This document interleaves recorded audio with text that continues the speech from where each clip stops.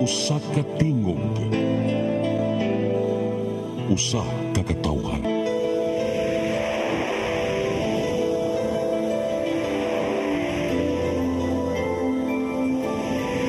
Cebu Catholic Television Network.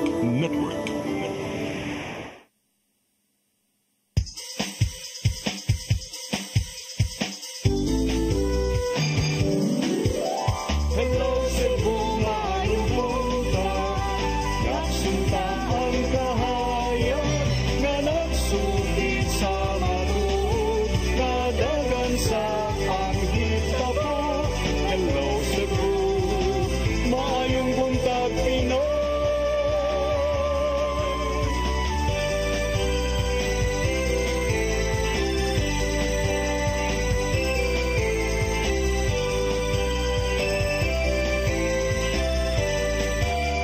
Ang pagtutulungan sa mga katawhan. Hello Cebu,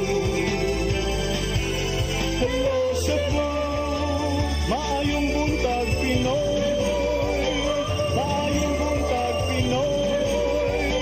Maayong buntag Pinoy. Hello Cebu, maayong buntag Pinoy. Adlaw karon nga Miyerkules, Oktubre 30, tuig 2024. Sangan sa atong regular host Malu Inocando Tabar, ako si Crystal Joy Fillerca. Sa nga no sab, ni Attorney John Destacamento, ako si Gian Navarro. Hinautunta nga maayo ang ato ang pagmata karong buntaga. Ug di nato kalimtan nga pasalamatan ang atong labawng makagagawom alang sa laing adlaw nga atong atubangon. Karong buntag atong isgutan ang mga nag-una nga mga issue nga may labot ang atong komunidad ug ang nasod. Og karon atong sugdan ang atong tulumanon sa pagtan-aw sa mga front pages sa atong lokal ug national nga mga pamantalaan. Atong sugdan sa Sunstar Daily. Department of Engineering and Public Works warned of contempt, project delays deliberate. Sa Sunstar Super Balita, 13 anyos gisiguro og patay. Sa The Freeman, contempt eyed against those absent during council session. Sa The Freeman Banat News, bata gipusil na tagak gikan sa third floor patay. Mga adik sa sitio lahing-lahing Barangay Mabolo, Dakbayan sa Subo gidudahan. Sa Philippine Daily Inquirer, Senate urged to send Duterte confession to ICC. Sa The Philippine Star, Supreme Court stops transfer of PhilHealth funds. Sa Manila Bulletin, 89.9 billion pesos PhilHealth fund transfer stopped. Sa Tempo, mom exploits kids. Woman peddling live sex shows of children nabbed. Mao kadto ang mga front pages sa atong lokal ug national nga mga pamantalaan. Karon atong sutaon ang atong weather update gikan sa Pag-asa Mactan, Visayas, pinaagi ni Sir Jumer Iclarino. Sir, good morning. Yes, ma'am. Good morning sa tanan o sa ato tanan tinaw kinatong latest weather update karong adlaw. Ang Typhoon Leon as of 4 AM ganiha naa sa 395 kilometers silangan sa Kalayan, Cagayan. Maximum sustained winds na 165 kilometers per hour duol sa sentro ug ang gustiness kini moabot sa 205 kilometers per hour. Kini nagarog sa direksyon sa Kasadpan, amihan ang Kasadpan sa gipaspason na 15 kilometers per hour. Base sa atong track and intensity forecast, unyang alas 2 sa hapon na nakinig sa 280 kilometers, silangan sa may Kalayan, Cagayan, ug ugma sa alas 2 sa Kadlawon na nakinig sa 95 kilometers, silangan, amihan ng silangan sa may Basco, Batanes, ug posible kining moabot ang super typhoon category na ay maximum sustained winds sa 185 kilometers per hour. Samtang ang tropical cyclone wind signal number 3 to ug 1 nakataas sa mga lalawigan or probinsya sa Luzon, ilabi na ang signal number 3 sa may Batanes ug silangan bahin sa Babuyan Islands. Kining mga lugar under signal number 3 makasinati kining kusog na hangin dala sa bagyong Leon na moabot sa 89 to 117 kilometers per hour within 18 hours. Samtang ang atong weather condition diri sa Visayas, lakip na ang probinsya sa Cebu, makasinati na medyo mapanganuron ngadto na sa madag-umon na kalangitan ug naay mga pag-uwan ug kini mga pagpangilat ug pagpanugdog tungod kini hinungaw or extension ng bagyong Leon. Kasarangan nito na sa kusog na hangin masinati sa Visayas ug kadagatan kasarangan nito sa pagkabularon ug mikado kini ang mga gagmay kaayo na sasakyang pandagat. Temperatura sa Cebu 25 to 30 degrees Celsius. Ang haring adlaw mosalop alas 5:21 sa hapon. Dagat mutaob alas 19 sa hapon. Muhunas unya alas 4 sa hapon. Philippine Standard Time alas 8 sa buntag gikan diri sa Mactan. Pag-asa Visayas DOST Jomer Clarino. Sir Jomer, narakoy pangutana Sir Jomer. Yes, Alang sir. sa ato ang kalag-kalag weekend and a long weekend, unsa na yung mamahimong weather outlook nato? Maayo ba ang panahon o mauwanon ba Sir Jomer? Yes, so diri sa ato sa Central Visayas lakip na ang probinsya sa Cebu. So much improved na ta sugod ugma. So nakita nato is mag light to moderate na ang hangin og isolated rain showers ang atong masinati. And this kalag-kalag 2024 until weekend generally maayong tempo ng panahon ng atong masinati. Okay. Daghang salamat Sir Jomer Eclarino ug maayong buntag ninyong tanan diha. Okay, isa pa yan, maayong buntag og daghang salamat. Mao kadto ang atong weather update karong adlaw og sa katang kalag-kalag no gi-mention na ni Sir Jomer Eclarino nga maka sinati na ta og fair weather, so hopefully dili ra na mag-uwan og dili pod grabe nga kainit. Og sa atong pagbalik atong sayran ang mga balita nga nahipos sa atong CCTN News Department. Please stand by. Hello Cebu, hello Cebu, maayong buntag Pinoy, maayong buntag Pinoy, maayong buntag Pinoy. Discover the beauty of the Philippines.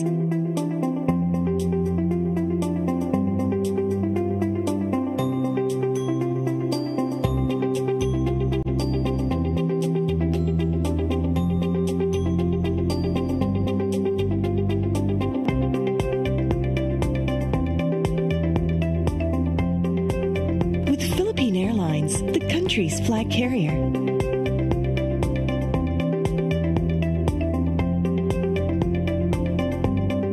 The airline that lets you feel the warmth of the nation.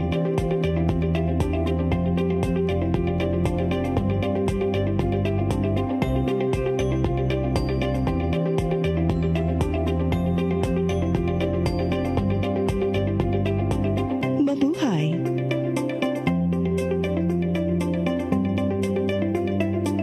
Your path to a new start. Nutrition, Exercise and elimination. water, Sunlight. temperance, Air. rest and recreation. And most of all, Trust in God. Learn from our doctors. Be blessed by the testimonies of our overcomers. Ang inyong programa, Alam sa may sakit, walay sakit, ug dili ganahan magkasakit. Ozone Med Wellness Clinic New Start. Mapapanood every Saturday 8 to 9 a.m. Og ang replay airing matag Miyerkules 1:00 hangtod 2:00 sa hapon. Dinhilang sa CCTN Channel 47. New Start, Ozone Med Health and Wellness Talk.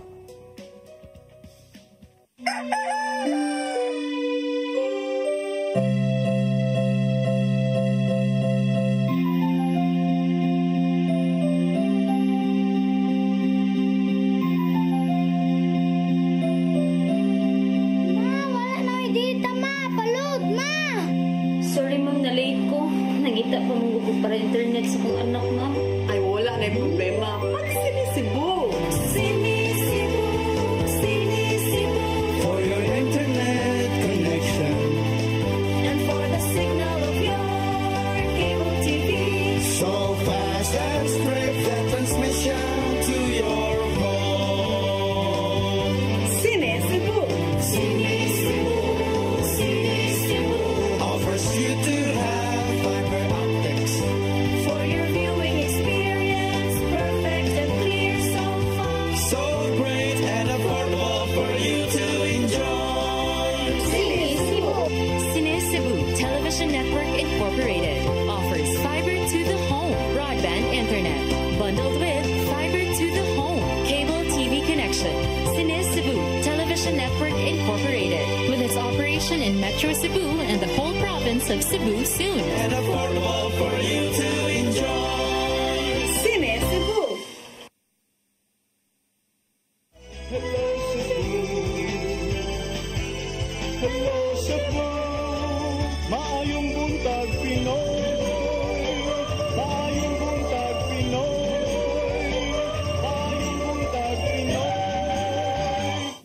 Balik ta sa Hello Cebu, maayong buntag Pinoy. Ug karon atong sayran ang mga balita nga nahipo sa atong CCTN News Department.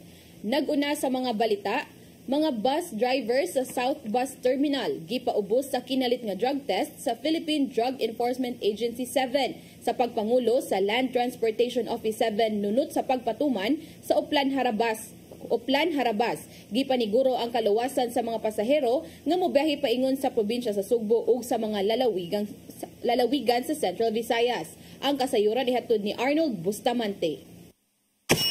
Gipang para o gipang saka sa mga personel sa Land Transportation Office o sa Philippine Drug Enforcement Agency 7 aga mga bus nga nangabot sa South Bus Terminal aron ipahibaw nga ipaubos sila sa kinalit nga drug test. Mato ni Manalaban Froilan J.C. Suarez usa sa mga operations officer sa LTO 7 kapag batuman sa kinalit nga drug test kabahin kini silang programa nga Uplan Harabas aron pagsiguro nga aga mga nagmaneho sa mga publikong sakinan sama sa public utility bus ug uban pa dili tigamitan sa legal nga drugas. Gituyo nila kini aron walay drivers nga tigamitan sa legal nga drugas. Binangan nagsingabot na ang kalagkalag. Din kini nga panahon mo iting sakay sa mga pasahero nga mamauli silang tagsa-tagsa ka mga lugar sa Central Visayas ug gawa sa Rion 7 ug malikay sila sa disgrasya diha sa kadalanan. This is part of LTO's kanang mandate nga to ensure road safety sa kadalanan, especially karon nga ondas travel season. Daghan tag mga pasahero nga manakay sa atong mga bus o mga public utility vehicles. So one way of preventing road crash accidents is to ensure nga ang atong drivers is very fit to drive their public utility vehicles. That's why natay gitawag nga Uplan Harabas para to test drivers regarding the use of illegal drugs. Tinguha nga mabot sa 50 ka mga public utility drivers nga mosulod sa South Bus Terminal ang ilang mapaubos sa random drug test. Gipahibaw ni Suarez nga kung adunay mga driver nga magpositibo sa paggamit sa legal nga drugas, magpaabot pa sila sa confirmatory result o kung mao lang gihapon ila kining irekomendar nga ipaubos sa drug rehabilitation o kasamtangan nga embargohon ang ilang mga driver's license. Kung mahuman na kini sa ilang pagparehab, moisyu ang LTO 7 ng certification nga nakahuman na sa iyang rehabilitation na maong driver. Ilang iuli ang lisensya ug tugutan sila nga makamaniho pagbalik. Kung mapositive sila, their license will be confiscated by LTO and they will be subject to confirmatory test for PDEA. And si LTO, if ma-found out siya nga positive good siya, then they will undergo rehabilitation with the assistance of PDEA. Then once ma-complete nila ang rehabilitation nila, then LTO will request a certification na nahuman nila rehabilitation before nila makuha balik ilang lisensya. Sa PDEA sabi ng LTO nga luwas ang mga manakayay sa mga publikong sakinan nga nagbiyahean sa tibok Central Visayas pinagis pagsiguro nga walay drivers nga tigamitan sa illegal nga drugas. Arnold Bustamante, CCTN. Nipaygayon og simulation exercise ang Lapu-Lapu City Police Office sa kaghapon isip pagpangandam sa kalagkalag. May kalabutan sa bomb threat ug stampede ang ilang gibuhat, ilabi na sa Humay-Humay Cemetery nga may laumang dasukan sa mga tao. Ani ang report ni Crystal Joy Felerca.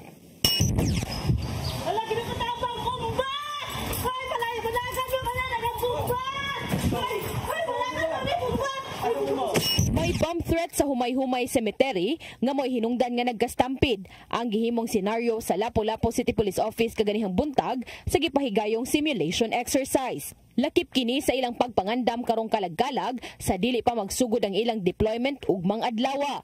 Ang pagpahigayon ni ini aron sa pagsukod sa ilang kaandam o galing mahitabo ang maong alarma sa mga samang atol sa kalagkalag.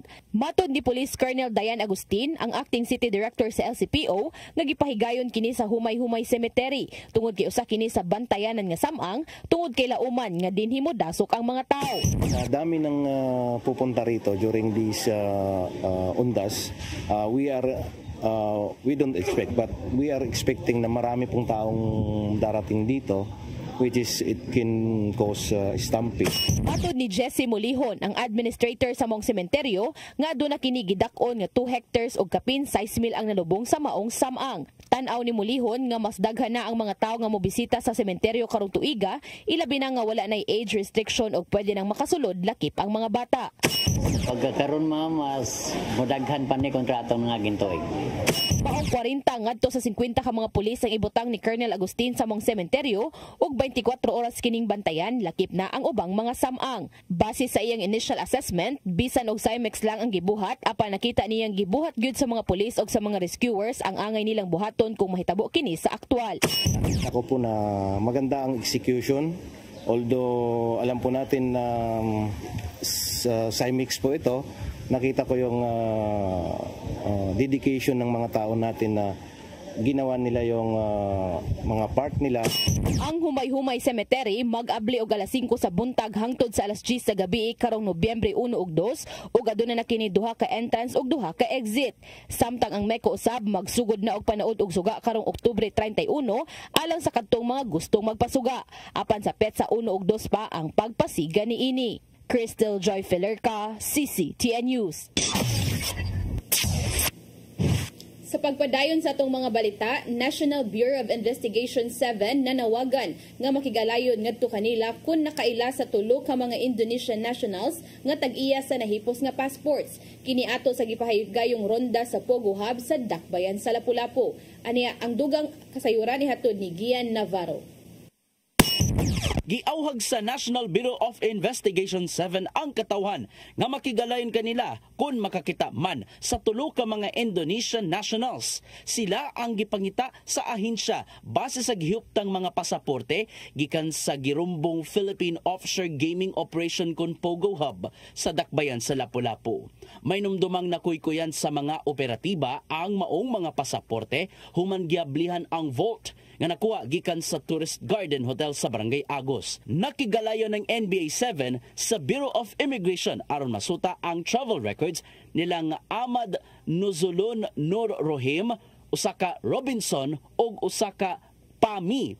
Nasuta sa nakuang records nga wala pa sila nakauli sa nasod nga Indonesia sukad nga niabot sila sa Pilipinas niadto Marso hangtod Mayo ning tuiga.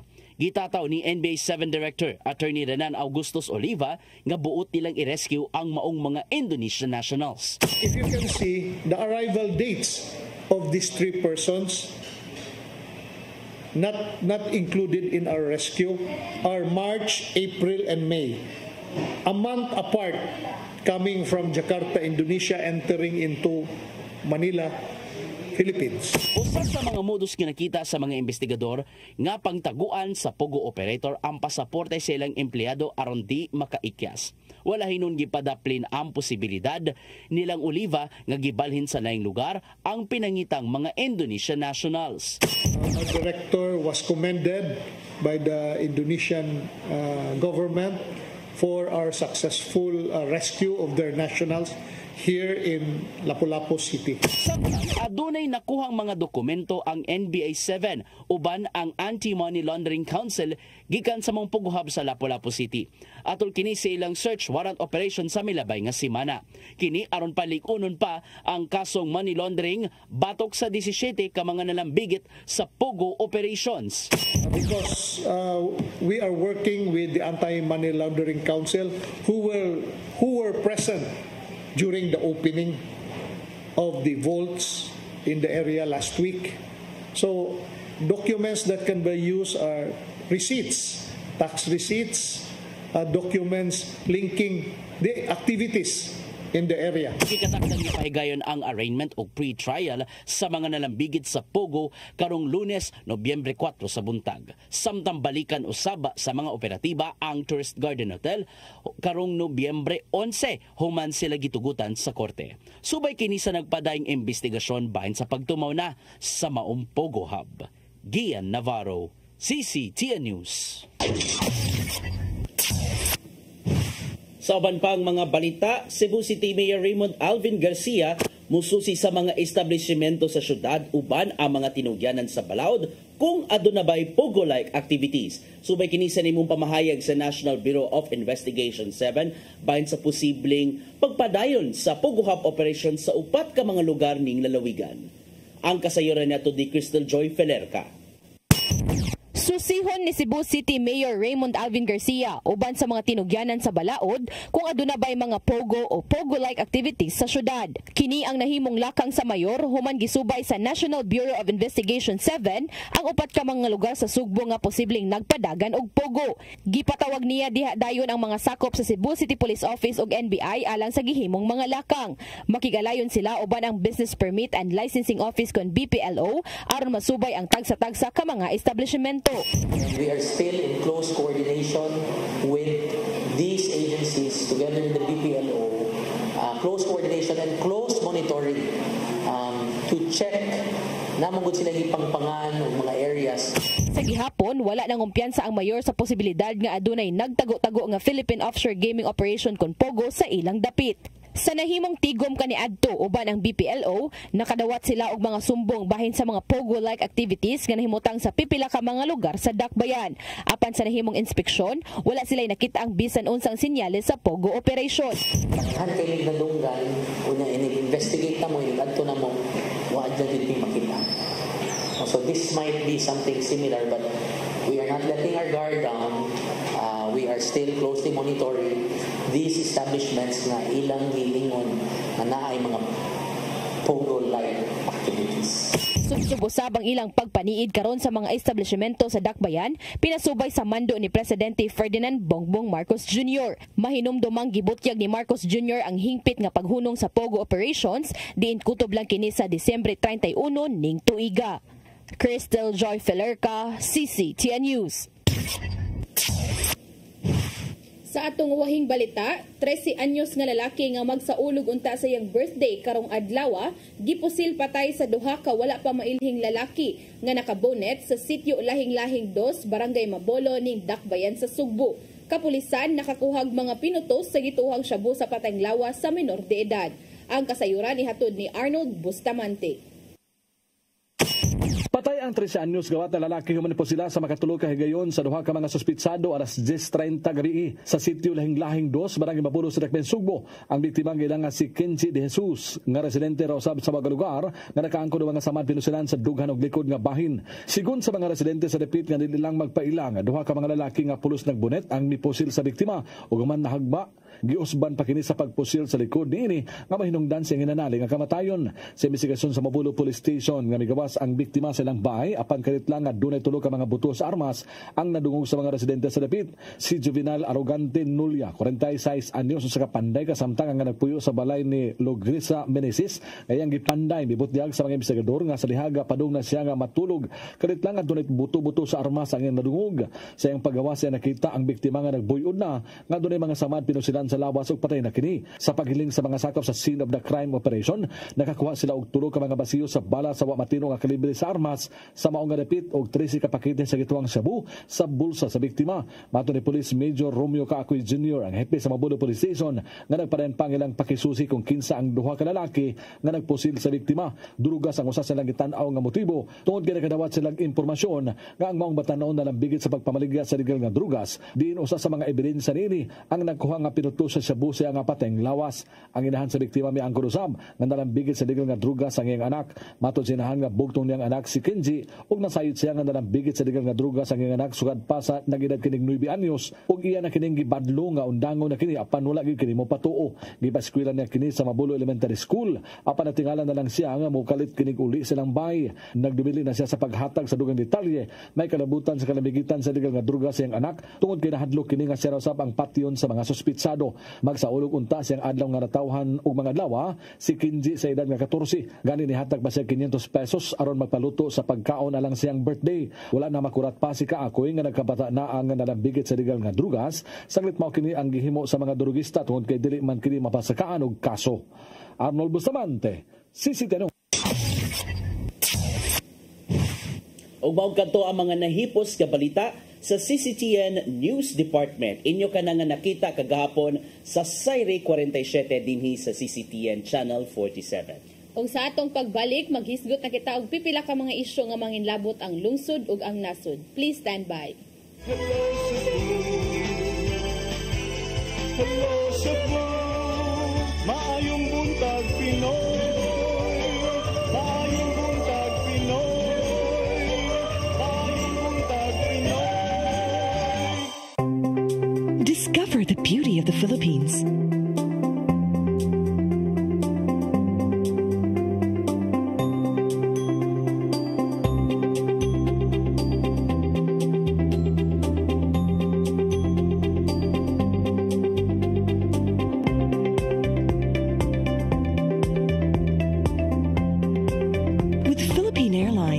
Country's flag carrier.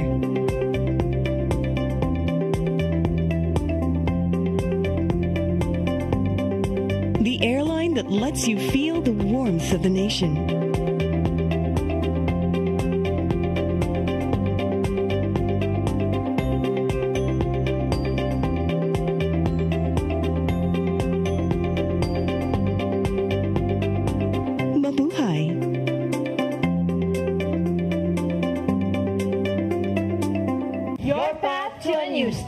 Nutrition, exercise and elimination, water, sunlight, temperance, air, rest and recreation, and most of all, trust in God. Learn from our doctors. Be blessed by the testimonies of our overcomers. Ang inyong programa, alam sa may sakit, walay sakit, ug dili ganahan magkasakit. OzoneMed Wellness Clinic New Start. Napapanood every Saturday 8 to 9 a.m. Og ang replay airing matag Miyerkules 1:00 hangtod 2:00 sa hapon. Dinhilang sa CCTN Channel 47. New Start, OzoneMed Health and Wellness Talk.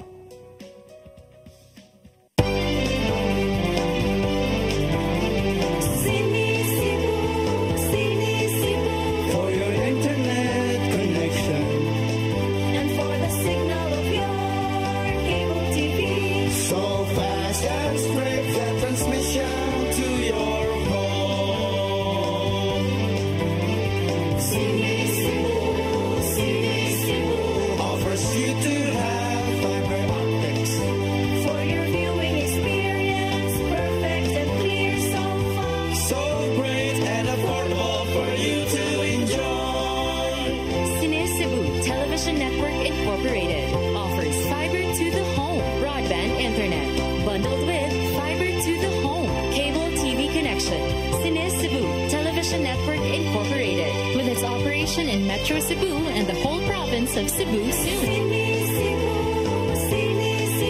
For your internet connection and for the signal of your cable TV.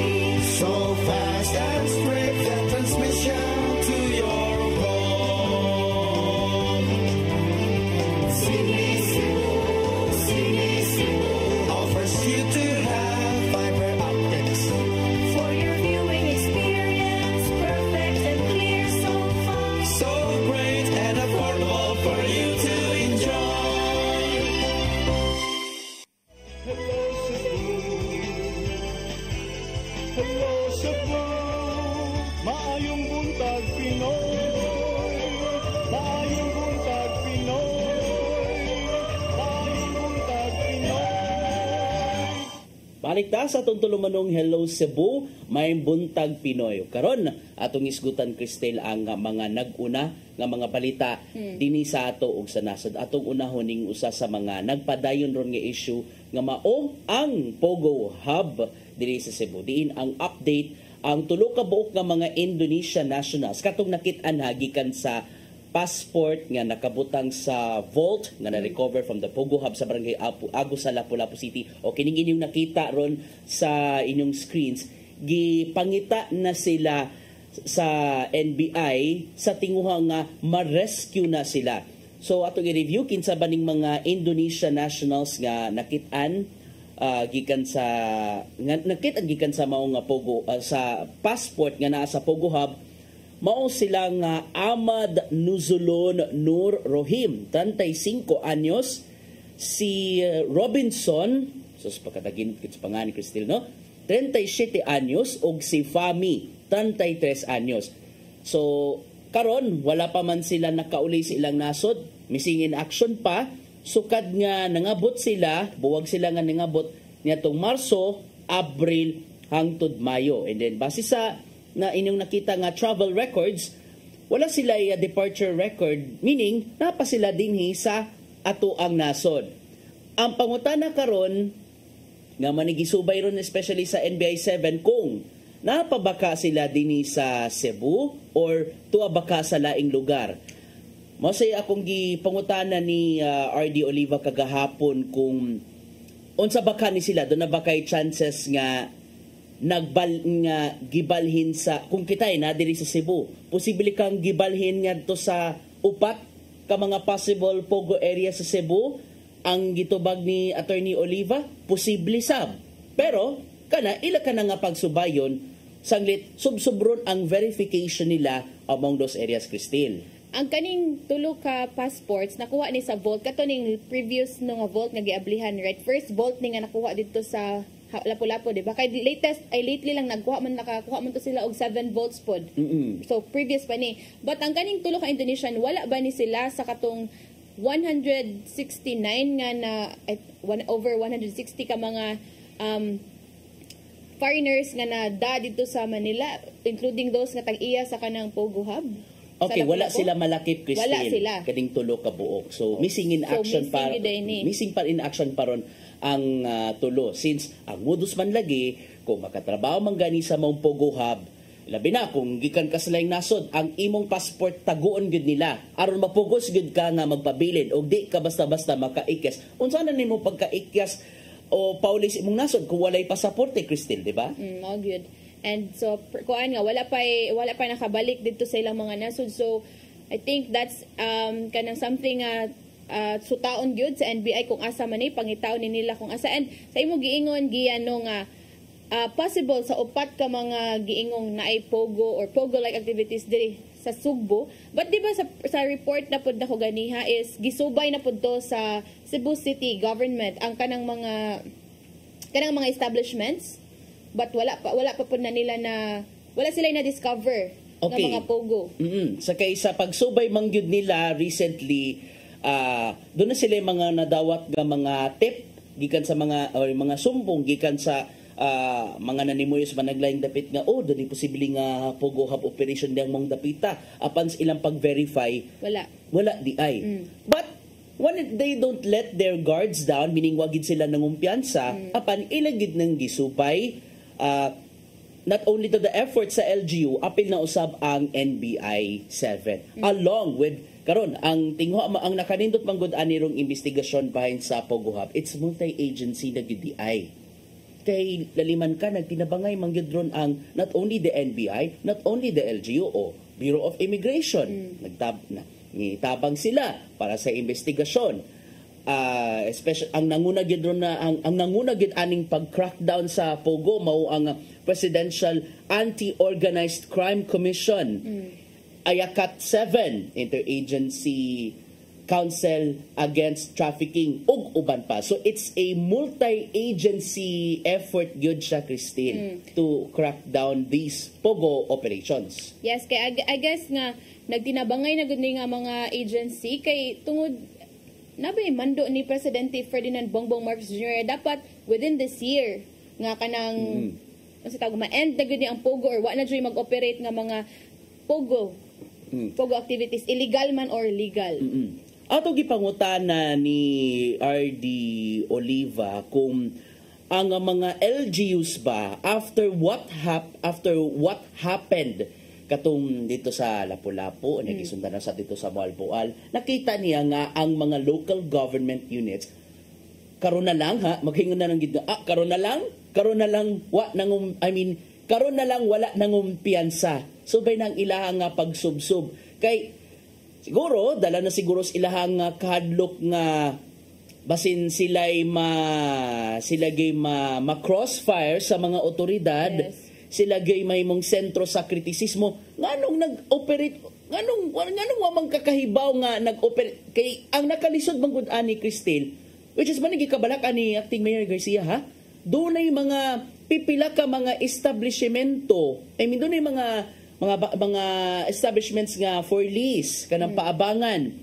Abi kay dako ang amount ang tag-iya sa mga establishmento nga gamiton unta for pogo operation, nakiingon wa sila kahibaw. Labi na nga at first kanang labi na kay ba kas mga taktika digid sila magsaba-saba. Kay delikado ba yaon niya and di ba anything is possible ba ya? Kay ang senaryo ani ron magbalhin-balhin ra di ay na sila sa laing-laing mga lugar. Kay ang gipangutana si RD Oliva kung doon na ba yung mga instances nga ang usa ka pogo operator, for example, nag-operate sa kung di sa ngilit nga lugar kanang sa mga sama na lang sa mga resorts, tagalita bang nindot mga resorts diri sa Cebu. Pagkaingon nga, uy, murag na nakamatikod sa tuwa, balhin sila. Ang gitubag niya is posible raman usab.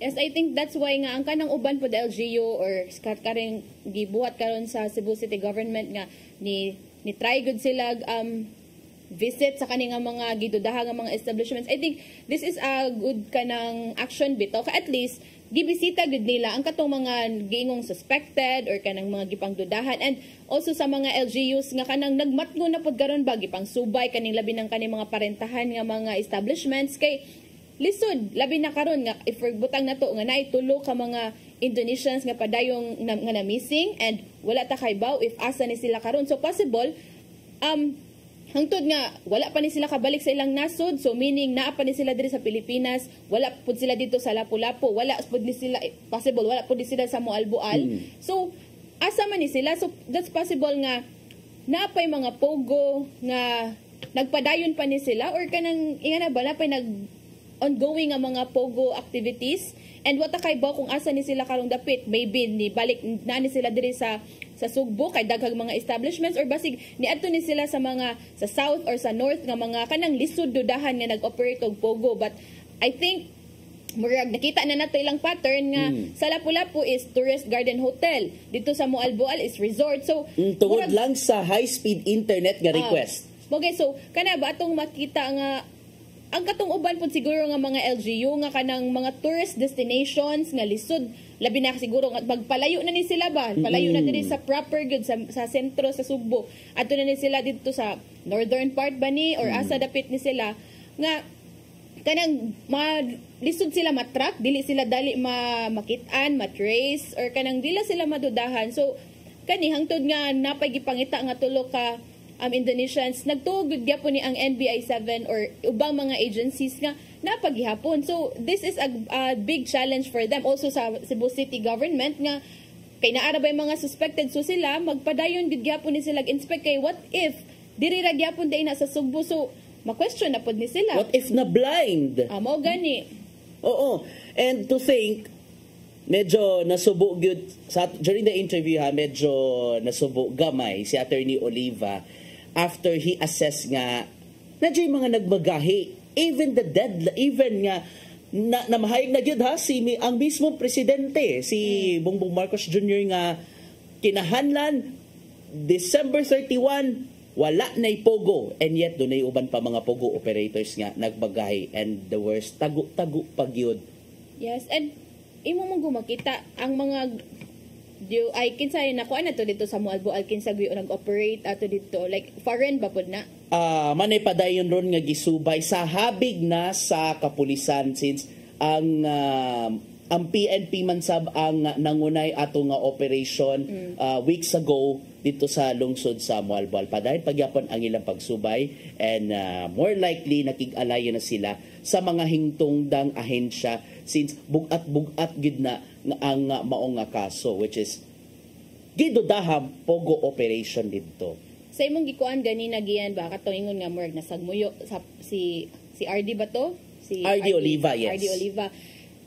Akong tanawan nino kay despite sa panawagan ni Presidente Ferdinand Bongbong Marcos Jr. nga i-stop na gid ni ang kaning mga pogo or pogo-like activities diri sa nasod by this year. And ang kuan man gud ani kay butang nato sa Lapu-Lapu no, Chinese national. And then ang kaning sa Moalboal pod kay kanang ibot mga foreign man pod dito, so ibutang nato nga murag mga foreigners sa bigapon ang nagpaluyo ani. So Okay, lisod man good. to be safe gikan sa Asia. Yes. And lisod man good ni kay they are not Filipinos ba? So murag lisod kayo mukuan nga if ikaw man good, if Filipino ang for example, na pogo nga activities no niya, niingo ni mando na si Presidente Marcos nga ipastop na. So if ikaw Pinoy nga murag mutuman ka kay syempre Pinoy good ka, so imo ba ng leader, imo ba ng presidente, so as a Filipino musunod ka. But if kanang national manggod ka, especially kung ikaw nga nag-operate o ing-ana nga pogo operation.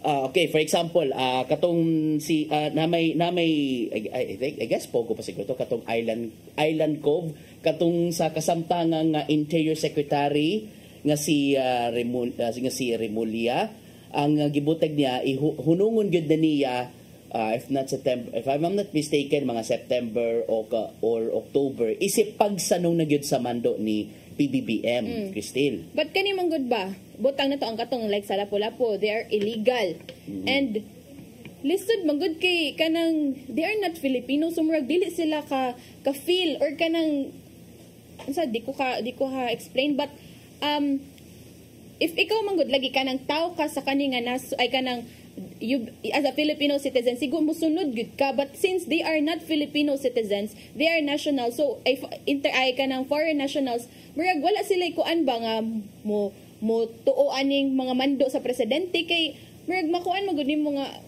I'm not a Filipino, so why I should follow him or kay, pero despite man good nga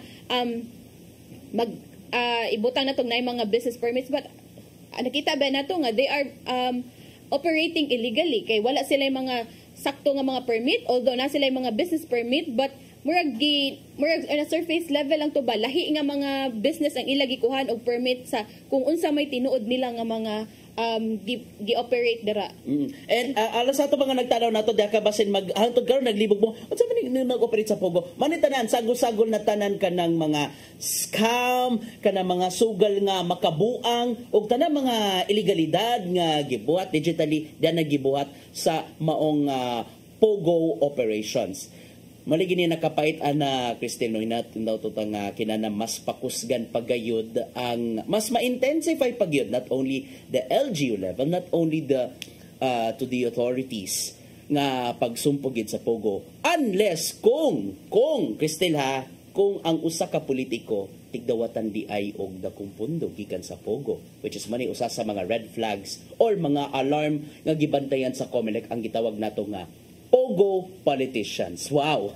From narco politicians from the previous administration up to pogo politicians. Kano man, wata kay baw and ila pang gi-verify kung aduna bay mga nidagan for the upcoming midterm and local elections nga tigdawatan di ay matud pa og dakong kwarta gikan sa pogo. Hinungdan nga iyan ang gi-dudong-dudong, iyan ang gi-pamper ang mga, for example, takay ba basin secretly nakada siya nga uy pogo na ati mananan ha katakan kag dakong pundo inga na basin magamit na dako kinana ba dako nga pundo para sa kampanya Cristel.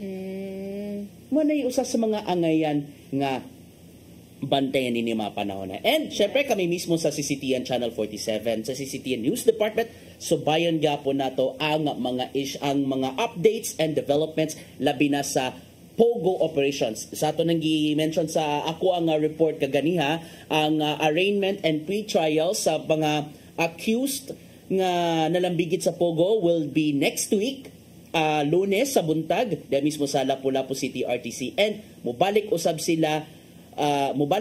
ang mga otoridad for another inspection sa mong pogo hub this coming October 11. Kana gitugutan sila gikan sa Lapu-Lapu City RTC. So ato ka na nga pagasubayon ang mga developments gikan sa LGU and sa NB7.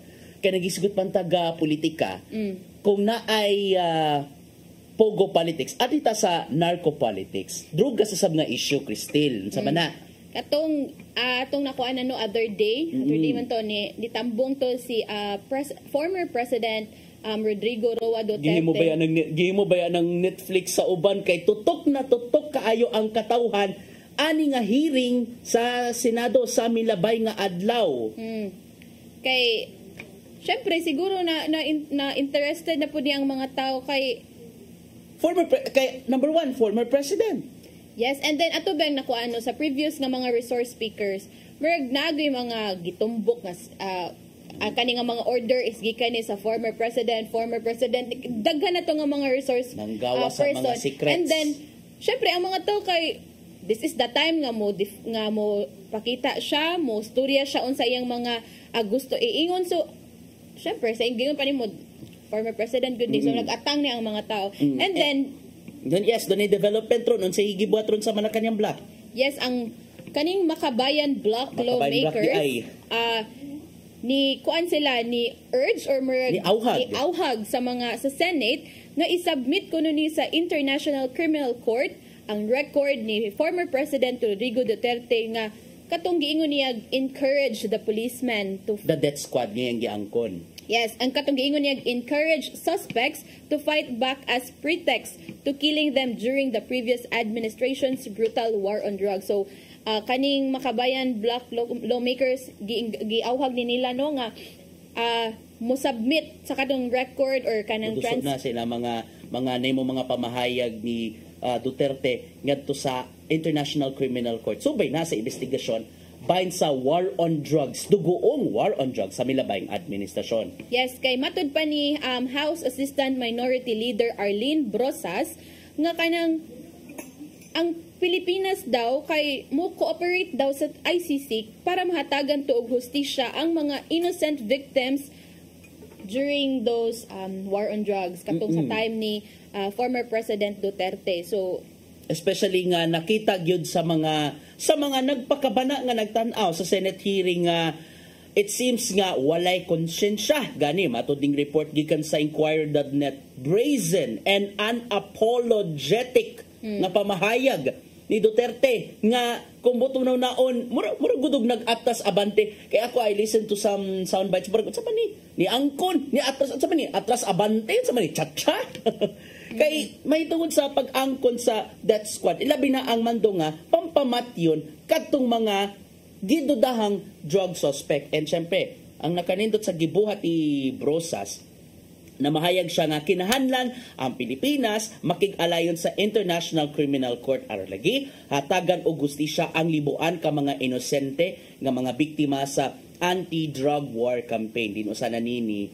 si Kian Loy de los Santos and ubang mga batanon nga naamong lang tungod sa drug war operation. Christine. Niingon pa pod ang House Deputy Minority Leader nga si Franz Castro no nga ang testimony daw ni Duterte is a damning confession that confirms what human rights advocates have been saying for years, pointing out that his admission of encouraging police to provoke suspects to fight back as a pretext for killing them is not just disturbing, it's a clear violation of human rights and due process.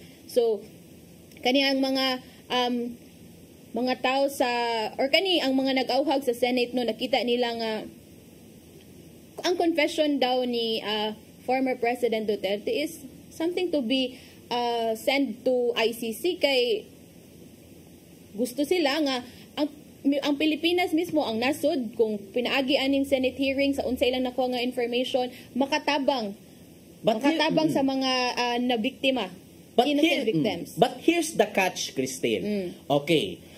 Gumikan kay ang katawhan man lagi ako personally medyo nasubo gid ko sa uban pa ni uban pa nga tutok sa ako natutok gid ko sa Senate hearing to focus gid sa issue ang uban nalingaw na nagid in town sila unsa man ni talk to the people version 2.0 nang gibuhat ni Duterte kana bitaw murag nalingaw sila sa optics and the rhetorics ilabi na sa nahimong panagsumpaki nilang former President Duterte o Senate Minority Leader ni Senador Risa Ontiveros labi na kanang gigon nga tapusin na natin ang story na paginahitabong drag me to hell nga linyahan ha. Wow, very teleserye kayo nga mga linya kini ha. Nakakita ko sa interview snippets lang sa interview ngadto ni Attorney Salvador Panelo. He was the former presidential legal counsel under the Duterte admin. Ingon siya nga in verbatim na niya Mamanggon mo maanad nga joke-joke naman tong gibutyag ni Duterte na mura. Malay ginigingon nga nandiyan na yung mga distractions ilabi na sa iyahang nga mga mga alipures. But again, kinalan not only nga timbang-timbangon kung sa may mga iba na ba sa mga pamahayag ni Duterte during his presidency nay uban nga yan ang gilitok nga mauna sa sunod nga adlaw sa sunod nga semana iyasab nang bawion clarify nga di nga joke di ay to or something kana ba mga ing anak Cristil no. So unta nga pinaagi sa kung unsa man ang tinguha ilabi na sa Makabayan Block specifically sa Kongreso unta nga kinalanggid nga kung ang ilang tinguha gayud nga makuha gid ang hustisya unta nga musubay gid sila tutukan gid nila og labaw sa tanan di magpa-distract di magpalingla ilabi na sa mga alipores ni kanhi Presidente Duterte. Yes, and speaking of kato na bantayan man gud nato nga naay mga jokes in between sa Senate hearing kay kanang nikuan si Senate President Francis Cheese Escudero ni adto sa media forum sa kapihan nga most of the things he said were not actually new, right? The only difference now is that he uttered those words under oath. So makuan niya nga ingana jud na siya magstorya or kanang the way the former president spoke is ingana gud iyang mga lines, iyang way of saying, but this time ang mga gikuan niya ba nga there's nothing new sa iyang new sa iyang the way siya mo answer, but ang difference lang daw niadtong other day is under oath siya. Kay magagkay kung sa mga gipamahayag niya. So everything he said on the Senate hearing are recorded. So magamit na siya magamit na siya sa nagbadayon nilang investigation. Sakto gingon ni Senate President Jesus Escudero, there's nothing new. Sumagod ka ng iyahang mga gipambalikas, iyahang mga gipanglibak, gihimo naman hinong policy statements niya. Ako, years ago, I just read the policy statements ni Duterte dito sa Cebu City Public Library. Nakatawa ko nga, agoy, gihimo naman hinong ng public statements ang iyahang mga nga mga words. And as the ang Makabayan Bloc encourage the Senate nga ipasa lagi ni dito sa ICC ang kaning mga record. Niingon si Senate President Francis Escudero nga pwede daw nga makakuha ang ICC og copy sa hearings, official transcript, and other related documents since these are regarded as public documents. So, sa iyahang part ni Senate President Cheese Escudero, okay ra if mangayo man gani ni ang kanang ICC o kanang official transcript of record aning Senate. But sa giingon pa niya, there was no formal communication or letter from the ICC for me to actually make an educated evaluation of what they will do or where they are right now in the current situation. So, as of now, siguro, wala pa may formal communication gikan sa ICC nga mangayo may transcript of record aning Senate hearing ninyo last Tuesday. But, sugingon pa ni Senator Cheese Escudero, if ever man mangayo ni ang ICC, makahatag ra sila tungod kay gingon man niya this is a public document. So legal document naman sila gipanumpa sa pamanggod sila ni nagsugod sa hearing na numpa na manggod ang mga resource persons still, di ba? Yes. And kanilang kung kinsa man gani ang nakabenepisyo ani nagpadayon nga investigasyon bahin sa anti-drug war campaign sa nakalabay nga administrasyon, ang katong mga naapektuhan, katong mga personality nga naamong or nahimong biktima sa nahimong mga policy statements ni Duterte. Usa nini si kanhidaan bantayan Mayor Vicente Luot. Diin nakaginhawa in town siya. Human niya nadungog ang pag-angkon ni retired Police Colonel Garma bahin sa reward system o ingon man ang death squad.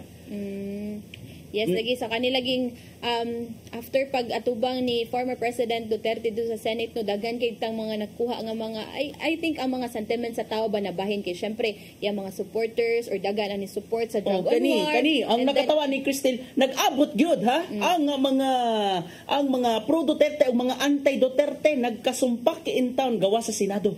Yes.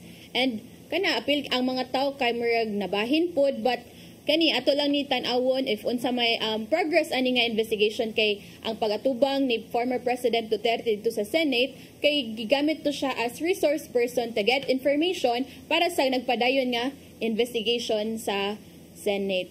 Ato ka na nga subayon matag karon og unya ang nagpadayon nga investigasyon sa labi na sa anti-drug war campaign sa Administrasyong Duterte Busa. Tutok lang mo diri sa CCTN Channel 47. And with that, wala na tay igong oras ato nang ipadangat ang giandam ni Tatay Dodong Limchua nga pulong og kinabuhi.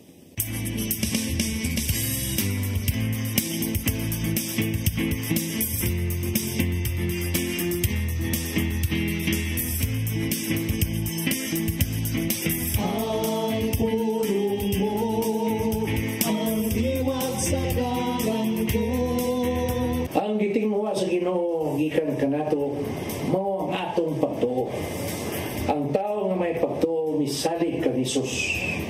Sa Marcos 6:4-5 ato kining mabasa. O niingon si Hesus kanila, ang propeta gitaod sa tanang dapit gawas siyang kaugalingong lungsod. Sa iyang mga kadugo ug sa iyang banay. Wala sila makahimog milagro dito gawas sa pagtapion sa iyang mga kamot. Niyatong pipila ka pasakiton. Ugnayo sila. Natingala siya pag-ayo nga wa sila mutuo. Dini ato masabtan nga ang pagkaway pagtuo sa katawan may makapugong kang Hesus sa paghimo og milagro. Ang tao nga may pagtuo dili na magkinahanglan og milagro kay siya misalig man sa gawom sa Ginoo sa pagtabang kaniya. Kay iyang pagtuo mo ang magkaghat sa iyang makita sa mga kalagsaong buhat sa Ginoo sa iyang kinabuhi. Sa 1:20-29 nag-ingon, unya, ningon si Jesus kaniya, mituo ka ba tungod kay nakakita ka kanako? Mulahan katong muto bisan wala ka kita kanako. Kung gusto kang makadawat og milagro sa imong kinabuhi, patubuha gayud ang imong pagtuo. May soul, mo kini ang pulong nga maghatag og giya sa atong kinabuhi. Magampo kita. Langito nga man, ang among pagtuo mo iyawi aron maangkon namo ang milagro nga among gikinahanglan. Hatagi kami sa grasya aron kanunay kami ligon sa maong pagsalig kanimo. O diha kanimo lamang kami mututo. Amen. Ang samahan sa anak sa Espiritu Santo. Ang pulong mo, ang diwag sa dalan ko.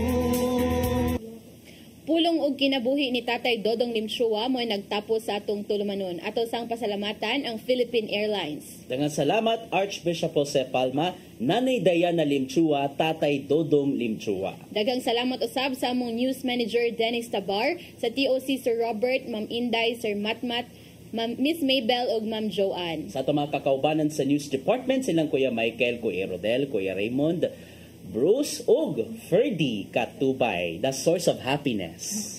Daghang salamat usab sa inyong pagpakig-uban namo karong buntaga. Sangan sa atong regular host Malu Inocando Tabar, ako si Crystal Joy Filerca. Sangan usab di Attorney John Destacamento, ako si Gian Navarro. Enjoy the rest of the day. God bless us all. Daghang salamat sa inyong pagtan-aw sa Hello Cebu. Mayong buntag Pinoy.